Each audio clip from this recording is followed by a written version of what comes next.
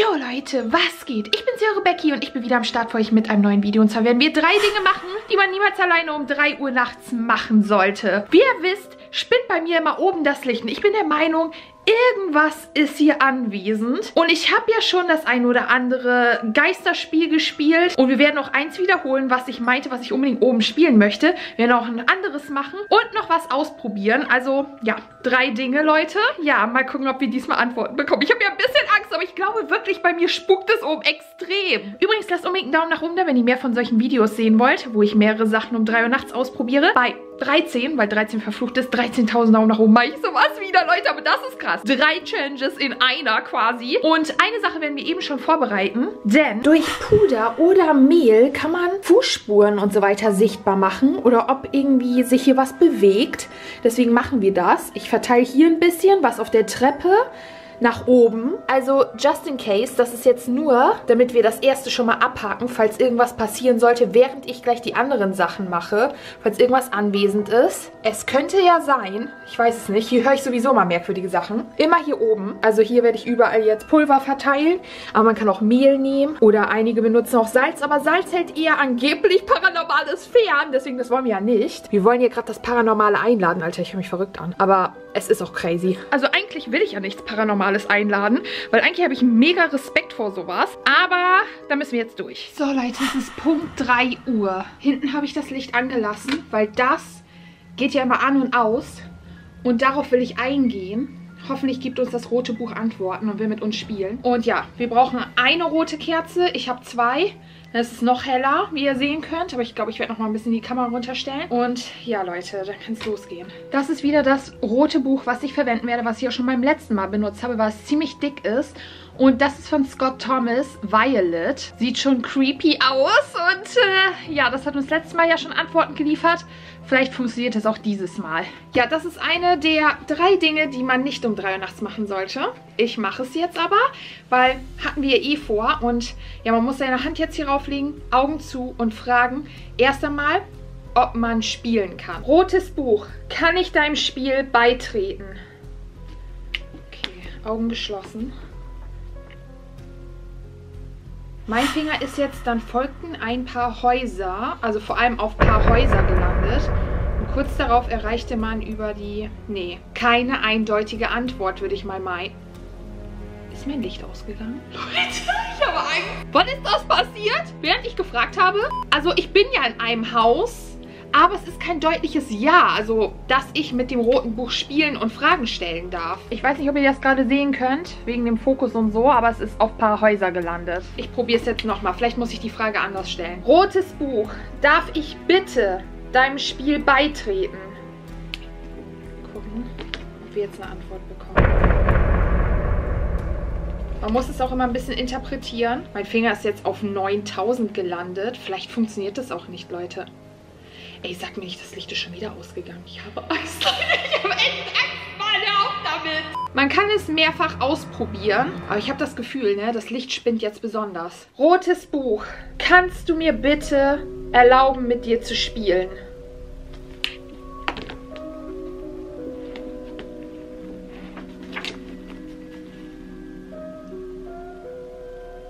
Geben. Warte, sie sich selbst die Erlaubnis zu geben. Ich glaube, das können wir als Ja deuten.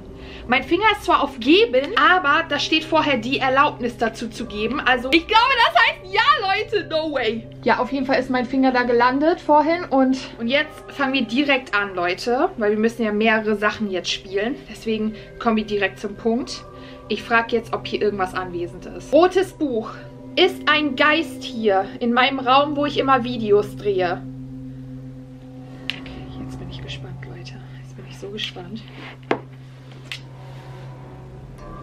Also mein Finger ist ganz genau gesehen auf nichts gelandet. Also keine Antwort. Vielleicht müssen wir es nochmal fragen. Weil das ist seltsam, Leute. Das ist echt seltsam. Ich bin auf nichts gelandet. Rotes Buch. Spukt hier etwas in dem Raum, wo ich immer Videos drehe? Weil seltsame Dinge passieren, auch mit dem Licht.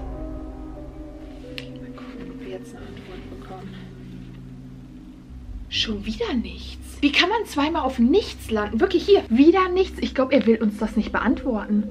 Und ich spiele das, um Antworten zu bekommen, aber ich lande dauernd auf nichts. Und das Licht ist wieder ausgegangen, Leute. Nein, ich habe will er es nicht beantworten oder spukt hier nichts, aber dann geht das Licht aus, das passt nicht. Rotes Buch, kannst du mir sagen, ob hier ein Geist ist, ein anderer als du jetzt, der hier in dem Raum schon länger spukt?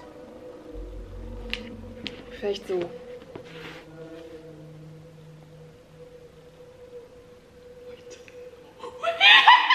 Finger ist auf Gestalt gelandet. Kleine Gestalt, ihre kleine Gestalt. Das einfallende Sonnenlicht. Leute, ich bin hier oben, hier kommt sehr viel Sonnenlicht rein. Leute, ich weiß nicht, ob das jetzt gerade fokussiert. Alter, was ist mit meinem Fokus los? Warum ist das hell und dunkel? Mein Finger ist da gelandet. Ich hoffe, es ist jetzt gerade nicht verrutscht. Aber ich glaube, wir haben es jetzt richtig formuliert, weil vielleicht dachte das rote Buch, ich meine das rote Buch selber und war deswegen verwirrt. Deswegen vielleicht, aber wir haben eine Antwort bekommen. Das Buch hat eine Antwort gegeben, ich habe Angst. Okay, jetzt müssen wir fragen, ob der Geist gut oder böse ist. Das ist die Frage, Leute. Ehrlich jetzt. Rotes Buch. Wenn es hier laut deiner Meinung nach spukt, ist der Geist hier gut oder böse?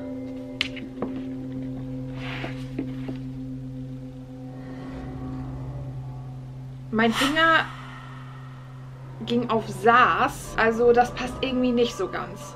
Saß sie im Sonnenlicht, könnte zwar vielleicht auf gut gedeutet sein, aber ich glaube, das passt nicht. Rotes Buch, ist der Geist hier, der anwesend ist, außer du jetzt, gut oder böse? Sonnengelb. Heißt das gut? Weil gelb ist ja eigentlich freundlich. Oder sollte ich mal schauen, was bedeutet gelb? Ich glaube, er meint damit, das ist vielleicht ein guter Geist. Also vielleicht ist es kein böser. Aber vorhin, das klang auch schon nicht so negativ. Und jetzt so zusammen im Kontext könnte es positiv sein. Leute, gelb steht für die absolute Wahrheit, Weisheit. Hier steht auch noch, gelb, ja, beflügelt angeblich den Geist.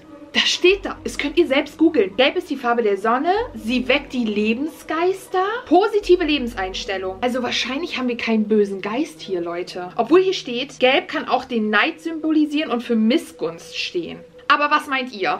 Ich bin jetzt gerade ein bisschen verwirrt. Vielleicht fragen wir mal, warum das Licht dauernd an und aus geht. Rotes Buch. Warum geht dauernd das Licht an und aus?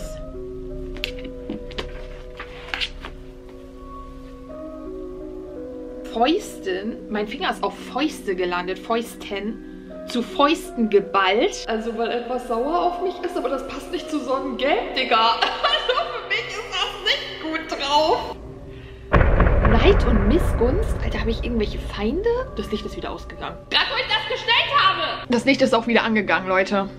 Von selber gerade. No way. Mein Finger ist da gelandet, zu Fäusten geballt. Und ich glaube, das können wir als Antwort gelten lassen jetzt einfach mal. Aber ihr könnt gerne mit in den Kommentaren unten interpretieren, was das zu bedeuten haben könnte, genau. Rotes Buch. Kann ich den Geist irgendwie vertreiben? Hoffentlich geht das Licht nicht hinten wieder aus. Die Wasserhähne im Haus ausprobieren. Sie hatte nicht daran gedacht, die Wasserhähne im Haus auszuprobieren. Im Haus vor allem, das passt irgendwie. Aber was soll ich damit? Ich kann das schlecht deuten. Vielleicht sollte ich nochmal fragen. Rotes Buch. Wie werde ich den Geist hier aus meinem Haus los?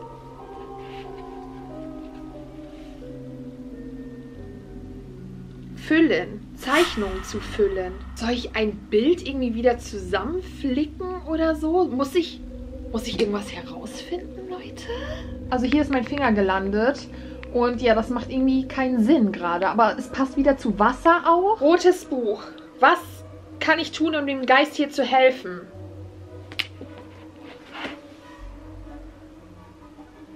Leere Seite. Also, es ist leer hier an der Stelle. Also nichts? Rotes Buch. Kann ich dem Geist irgendwie helfen, der hier ist? Bitte antworte. Unschuldige Melodie? Also ich weiß nicht, was das zu bedeuten haben könnte, aber vielleicht finden wir durch eine Musik-Challenge auch mehr raus. Es gibt ja auch solche Geister-Musik-Challenges, aber unschuldig kann auch wirklich jetzt bedeuten, dass der Geist nicht böse ist und dass ich den nicht vertreiben soll, weil der halt nicht böse ist. Letzte Frage, Leute, bevor ich das Spiel beende und danach frage, ob ich es darf. Rotes Buch. Was will der Geist von mir? Und ich meine nicht dich, das rote Buch, sondern das, was hier anwesend ist.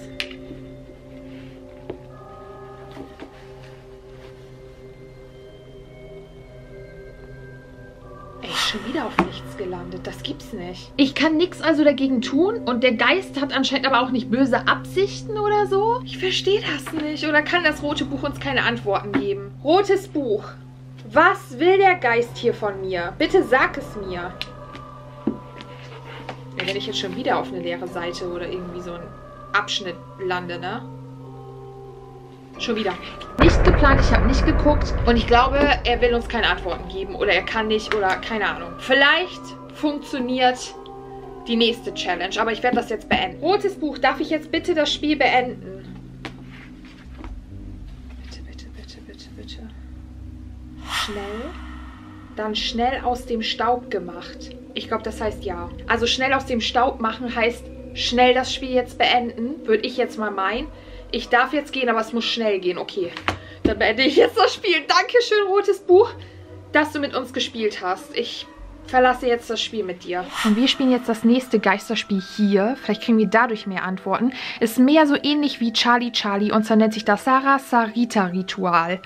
Und zwar geht das wie folgt. Auf jeden Fall bei Sarasarita ist es normalerweise so, dass du es zu zweit spielen musst. Aber ich habe schon einige gesehen, die es auch alleine gespielt haben. Da hat es auch funktioniert.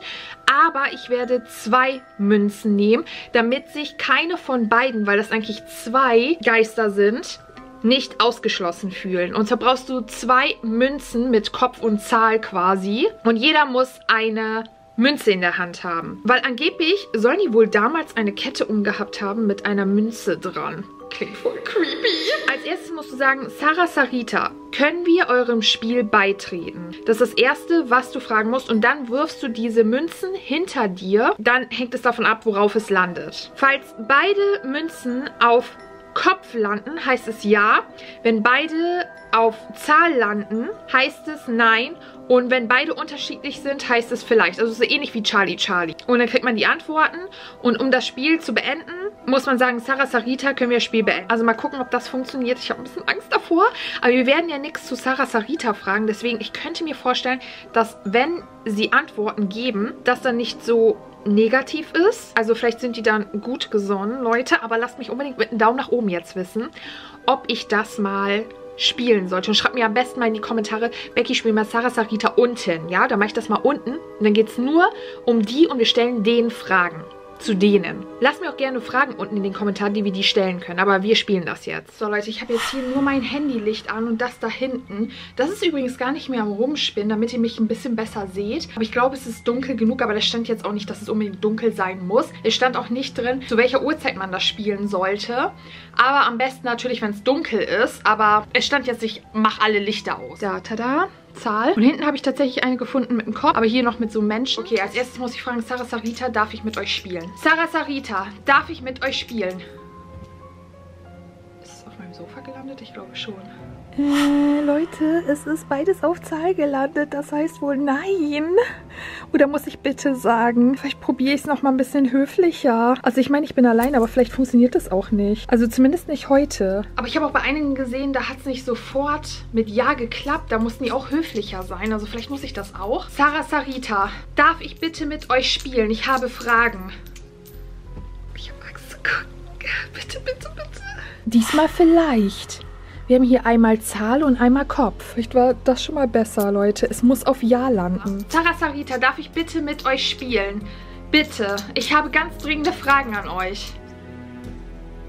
Schon wieder nur vielleicht. Diesmal haben wir da Kopf und da Zahl. Warum nur vielleicht? Das geht nicht, Leute. So können wir nicht das Spiel starten. Also wir sind zumindest von einem Nein auf ein Vielleicht gekommen. Wenn es jetzt nochmal Nein ist, dann heißt es auch wirklich Nein. Ich sollte es abbrechen. Sarasarita, darf ich bitte, bitte euch Fragen stellen? Nur ihr könnt es beantworten. Mal gucken. Okay, ein Nein, Leute. Ich glaube, ich sollte es lieber lassen. Die haben keine Lust, mit mir zu spielen. Auf jeden Fall probieren wir jetzt das hier aus, Leute. Vielleicht kennt ihr es noch. Das zeigt angeblich an, ob hier irgendwas anwesend ist. Viele Geisterjäger oder Leute, die nach paranormalen Sachen suchen oder Kontakt aufnehmen wollen zu paranormalen oder Geistern, benutzen das. Und bei Rot ist meist das ein Zeichen, dass was anwesend ist. Oder bei Gelb und bei Grün nicht. Oder man kann auch dadurch Fragen stellen und so weiter. Ich habe bei einigen gesehen, dass die auch ein Radio haben. Und das überlege ich mir auch zu holen. Aber ich weiß nicht so genau, wie das heißt. Es gibt so ein ein Geisterradio und da können die durch Antworten liefern. Voll creepy. Aber ich überlege mir das echt mal zu holen. Falls wir jetzt dadurch keine Antworten bekommen, vielleicht sollte ich mir das mal anschaffen. Aber gucken wir mal, was passiert, wenn ich das in die Nähe von dem Licht halte oder hier hin. Ach nee, wir machen es erstmal hier, würde ich sagen. Und dann gehen wir mal näher ran. Mal gucken, ob das irgendwie ausschlägt. Also ich habe wohl irgendwie gehört, dass bei Rohren irgendwie ausschlägt. Aber hier ist es gerade grün. Also vielleicht ist das doch kein böser Geist. Passiert nichts, was, wenn ich hier hingehe. Hier scheint auch nichts zu sein. Ist hier etwas anwesend? Hallo? Es ist grün, also richtig grün. Ist hier etwas anwesend? Also es bleibt grün, es flackert nicht mal. Leute, hier, in der Nähe vom Licht. Ey, kommt das jetzt von diesem elektronischen Gerät oder... Hä, warum hier beim Sofa? Oder woher kommt das? Durch die Steckdose? Hier flackert das auch ein bisschen. Das kann man, glaube ich, gar nicht in der Kamera erkennen, aber das Grüne flackerte etwas. Also bei dem Licht wird es gerade orange. Oh mein Gott! Es könnte vielleicht eine logische Erklärung dafür geben, aber ich weiß nicht, Leute. Bei dem Licht nicht mehr normal. Hier ist es nicht so am Ausschlagen. Seht ihr das? Warum sollte sich das da immer ändern? Hier unten flackert das wieder am Sofa, aber was ist hier rechts? Hier flackert nichts, ne? Ist es ein Zeichen oder nicht, Leute? Was meint ihr? Auch hier noch orange-rot. Je näher ich gehe, umso schlimmer wird es. Warum ist es aber nicht hier so? Warum passiert hier nichts? Leute! Seht ihr das? Hä, woher kommt das? Leute, das ist ein Fußabdruck. Und das geht hier runter und das ist nicht von mir. Leute, ich habe Socken an. Von wem ist dieser Fußabdruck? Leute, hier ist der nächste. Hier ist wieder ein Fußabdruck und irgendwie... Was ist das rechts für ein Abdruck? Das sieht voll weird aus. Ey, sag mir nicht, ein Geist stand da rum oder so. Woher kommen diese Fußabdrücke? Hier ist wieder nichts. Und hier unten auch wieder nichts. Hä, Leute, hier war Angst. Leute, ich werde das hier jetzt einfach beenden, weil ich glaube, das ist besser so. Ich bin auf jeden Fall nicht alleine. Aber ist der Geist jetzt gut oder böse? Und warum konnte ich das andere Geisterspiel nicht spielen?